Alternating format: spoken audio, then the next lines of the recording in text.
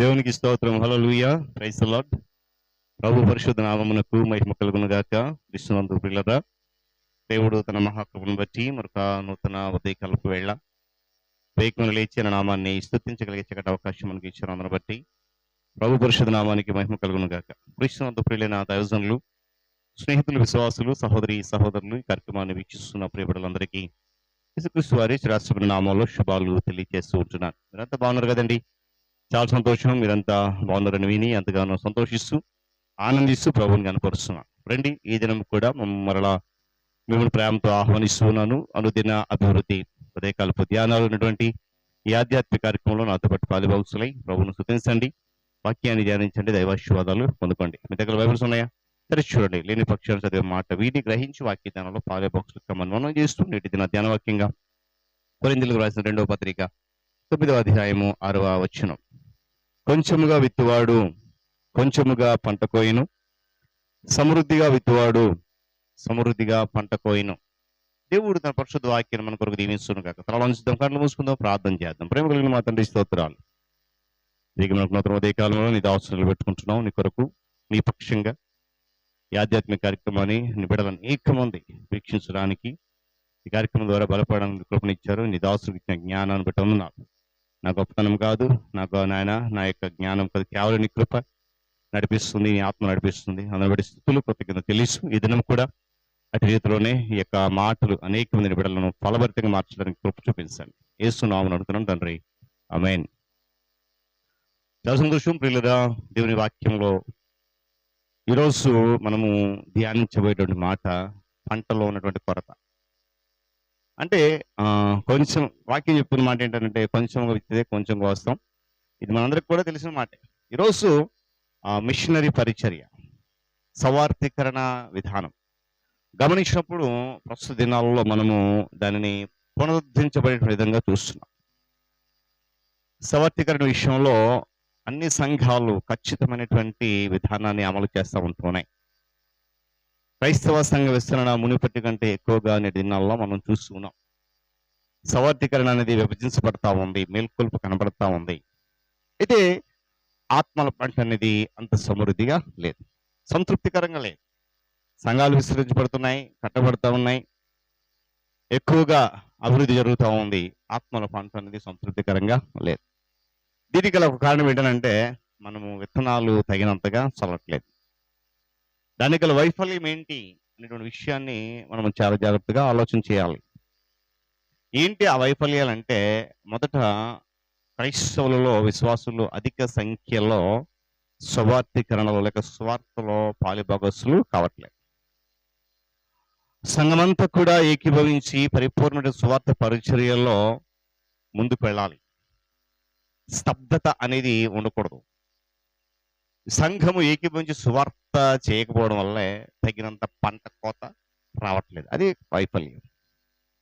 దేవుని వాక్యము తమ హృదయంలో అగ్ని వలె మండుతూ ఎముకలను మూసివేయబడినట్లుగా ఉన్నదని చురుకైన ఆత్మ కలిగినటువంటి సంపాదకులు సాక్ష్యం ఇస్తూ ఉన్నారు. ఉదయకాల సమయంలో దేవుని బిడ్డలు గమనించండి. దేవుని సువార్త వ్యాపకం అనేది విస్తరించబడాలి మన ద్వారా. కష్టాలు మరియు బెదిరింపులతో కూడినటువంటి పరిచయం, ఆ పరిస్థితుల సహితము ఆసక్తిని అణచివేయటువంటి ఆ విధానం ఉన్నప్పుడు కూడా మనం ధైర్యం కలిగి దేవునికి నిలబడితే ఎలాంటి ప్రతికూల పరిస్థితులు వచ్చిన ఈ ధైర్యాన్ని ఏమాత్రం కూడా అవి అణచివేయలేవు అనే విషయాన్ని జ్ఞాపకం చేస్తా ఉన్నాం.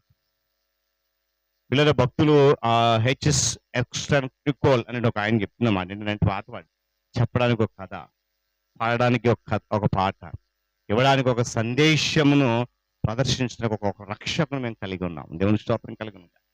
ఇంత గొప్ప సాక్ష్యం అండి. స్వార్థను మోసుకొని పోయేటువంటి పాదాల కంటే అండి వ్యతిరేక భావం అనేది అడ్డుబండగా తగ్గుతూ ఉంటుంది. దేవుని యొక్క స్వార్థను మోసుకెళ్తున్నప్పుడు మరొక ఆటంకం, అదొక వైఫల్యం.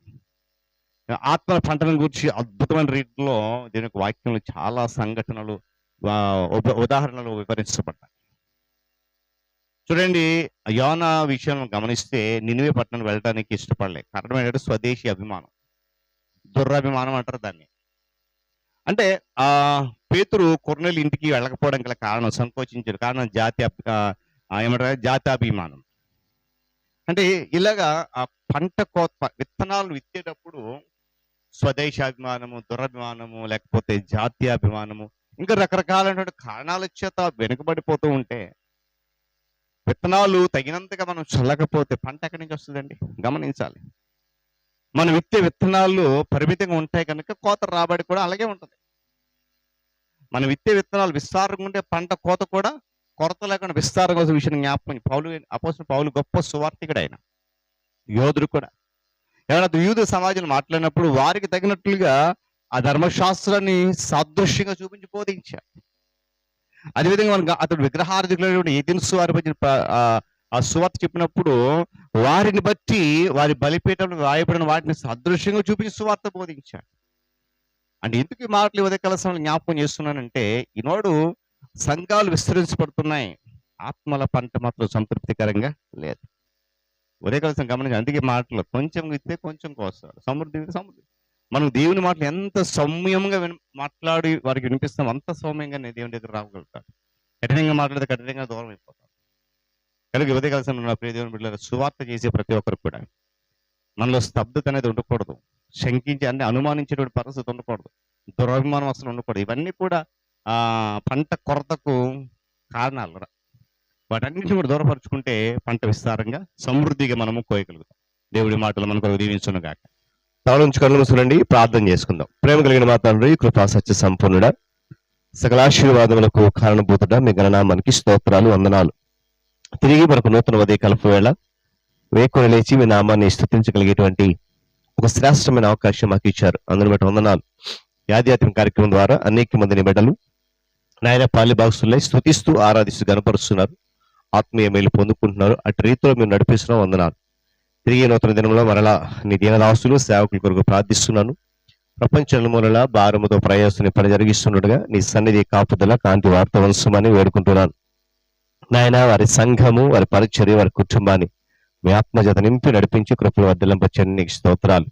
అధికారులు, నాయకులు, పరిపాలకుల కొరకు వందనాలు చెల్లిస్తూ నాయన రానున్న దినాలకు మంచి ప్రభుత్వాన్ని, నాయకులను ఏర్పాటు చేసి వారి ద్వారా మంచి పరిపాలన ప్రజలకు అందించండి. ఉద్యోగ రంగాలైనటువంటి ప్రభుత్వ రంగాన్ని, ప్రైవేట్ రంగాన్ని మీరు దీవించి ఆశీర్వదిస్తున్నందుకు స్తోత్రాలు. నిశ్చితమైతే మరింతగా దీవించి కృపలు భద్రపరచడం ప్రార్థన చేస్తున్నాను. విద్యాశాఖ, వైద్య శాఖ, నాయన ఉద్యోగ రంగాలైనటువంటి ప్రభుత్వ రంగం, ప్రైవేట్ రంగంలో విద్యాశాఖ, వైద్య శాఖ, రెవెన్యూ శాఖ, పోలీస్ శాఖ, రవాణా శాఖలు అన్నదినము నీ కృప చేత నడిపించబడుతూ నాయన ఉంటుండగా నీ సన్నిధి వార్త ఉంచుతున్నందుకు వందనాలు. మరింత క్షేమం ఇచ్చేయని నడిపించండి. నిరుద్యోగ యువకులకు మార్గము సరళం చేసి నడిపించి కృపలో భద్రపరచండి.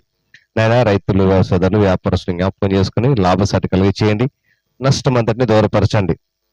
అదేవిధంగా నా తండ్రి మరి చిన్నబిడ్డలు, యవనస్తులు, వృద్ధాప్య వారికి ఆరోగ్యం, క్షేమం, నెమ్మది దయచేయండి, క్షేమం దయచేయండి. అనారోగ్యంలో బాధపడిన బిడ్డలు అనేక మంది వేస్తున్నాము, వారికి స్వస్థత కావాలి, సహాయాన్ని గ్రహించండి. నాయన ఐదుగు తోట వెళ్ళిపోతే యవనస్తులు వాక్యత పట్టుకోండి, సత్యం అనుసరించక అసత్యం పడుతున్న అనేక మంది సత్యం నీవని గ్రహించే కృప దయచేయండి. వివాహాల కొరకు, గర్భఫలం కొరకు బిడ్డలు ఎదురు చూస్తున్నారు, మార్గము సరళం చేయండి. గర్భం బిడ్డలకు సుఖమైన ప్రసవం, తల బిడ్డలకు క్షేమం దయచేయండి. నాయన విరిగిన, నలిగిన, వేసారైన, అలసిపోయిన, కృంగిపోయిన జీవితాలు కలిగి నెమ్మది లేక, సమాధానం లేక, సంతోషము లేక, నిరాశ నిస్పృహలతో కొట్టుమిట్టాడుతున్న అనేక మంది కొరకు ప్రార్థిస్తున్నాను. నాయన వారు మరి నెమ్మది లేక, సమాధానం లేక, సంతోషము లేక, మానసికంగా నలిగిపోయి, కృంగిపోయి, చితికిపోయిన జీవితాలు కలిగి నాయన మానసిక వేదన, అలజడి దుఃఖంలో ఉన్నారు, వారందరూ విడిపించండి. శ్రమలు, సమస్యలు, ఇబ్బందుల నుండి, కష్టాల నుండి, ఆర్థికంగా, మానసికంగా, శారీరక ఇబ్బందుల నుండి, కన్నీరు, దుఃఖం, వేదన నుండి నామములో మరి విడుదల కలిగి చేయమని వేడుకుంటున్నాను. మరి ఏదైనా ప్రయాణం కొరకు వందనా చెల్లిస్తూ నాయన నీ దీనదాసులు ఎక్కడికి వెళ్ళిపోతున్నారు, ప్రయాణం అంతా క్షేమం దయచేయండి. రైతులు, వ్యవసాయదారులు, వ్యాపారస్తులు ఆయనకుల పనిపాట్లకు, ఆయనకుల కూలి పనులకు, ఆయా శాఖలలో ఉద్యోగ బాధ్యతలు నిర్వర్తించడానికి, బంధువుల గృహాలు, స్నేహితుల గృహాలు, శుభకార్యాలు, రకరకాల విహారయాత్రలు, ఇంకా ప్రతి ప్రయాణంలో ప్రతి వాహనాన్ని మీ స్వాధీనం అందించుకుని కృపల భద్రపరచడం వేడుకుంటున్నాను. నాయన నూతనంగా జన్మదినం జరుపుకున్న బిడ్డలు ఇచ్చిన దయాగ్రేడను దీవించి ఆస్వాదించండి, కృపలు భద్రపరచండి. వివాహ దినం జరుపుకున్న బిడ్డలు వరదాంపు జీవితంలో ఆశీర్వాదాలు కుమరించండి, మెండుగా దయచేయండి. అది పితరులను జ్ఞాపకం చేసుకున్నవారన్న ఆదరణ ఓదార్పు దయచేయండి. ఈ దినమంతా రేఖలు దాచి కృపలో భద్రపరిచి క్షేమం దయచేసి మహిమ కొనపండి. యేసునామని ప్రార్థన అడుగుతున్నాను తండ్రి, ఆమేన్. ప్రియక దేవుని దీవెన, ఆయన సన్నిధి కాపుదల సదాకాలం మనందరికీ తోడైన నడిపించను గాక, ఆమేన్.